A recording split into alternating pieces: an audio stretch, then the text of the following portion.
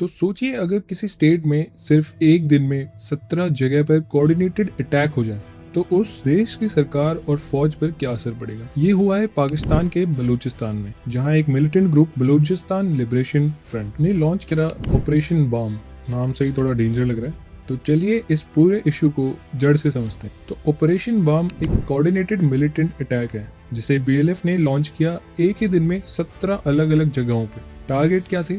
Target थे army check points, frontier corps के camps, communication tower, oil pipelines, सब कुछ एक साथ, एक प्लान के साथ। ये कोई इम्पल्सिव वायलेंस नहीं था, बल्कि एक स्ट्रैटेजी थी मैसेज देने के लिए। तो बीएलएफ का मकसद क्या है? बीएलएफ यानी बलूचिस्तान लिबरेशन फ्रंट एक सेपरेटिस्ट ग्रुप है जो चाहता है एक आज़ाद बलूचिस्तान। तो आप कहेंगे क्या ये डिमांड नहीं है? तो नहीं, ये डिमांड नहीं है। ये इसके पीछे एक काफ़ी लंबी स्टोरी है, काफ़ी लंबी हिस्ट्री है। तो 1947 के बाद जब पाकिस्तान बना तो बलूचिस्तान ने तुरंत उसमें मर्ज नहीं किया।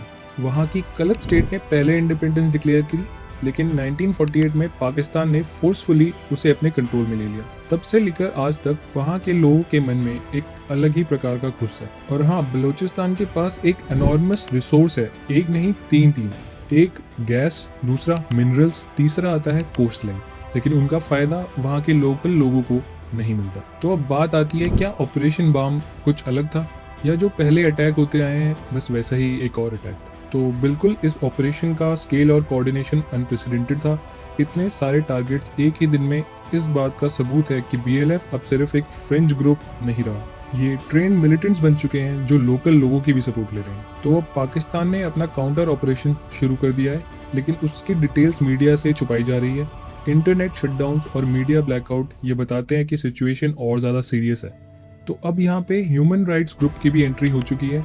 वो कह रहे हैं यहाँ पे सिविलियन कैजुअलिटी भी हो रही है। तो अब इसको इंडिया के पर्सपेक्टिव से देखा जाए तो इंडिया का कहना है बलूचिस्तान पाकिस्तान का इंटरनल मैटर है। लेकिन आप सबको तो पता ही है, 2016 में पीएम मोदी ने लाल किले से बलूचिस्तान का जिक्र करा था। तब से बलोच एक्टिविस्ट इंडियन मीडिया में आ रहे हैं। तो अब इंडिया का सपोर्ट सिंबॉलिक है लेकिन इम्पैक्टफुल है। तो अब चाइना की तरफ से भी एक कंसर्न आ गया है। चाइना ने सीपैक में बिलियंस ऑफ डॉलर्स इन्वेस्ट कर रखे हैं और इसका कोर रूट बलूचिस्तान से गुजर के जाता है। ग्वादर पोर्ट पे भी चाइनीज इंजीनियर हैं और उन पे भी अटैक हो चुके हैं पहले। तो बीएलएफ ने वार्निंग भी दी है, अगर एक्सप्लोटेशन रुका नहीं या एक्सप्लोटेशन आगे और होता है तो सीपैक भी टारगेट बनेगा। तो आप ये देख सकते हैं कि ये है सीपैक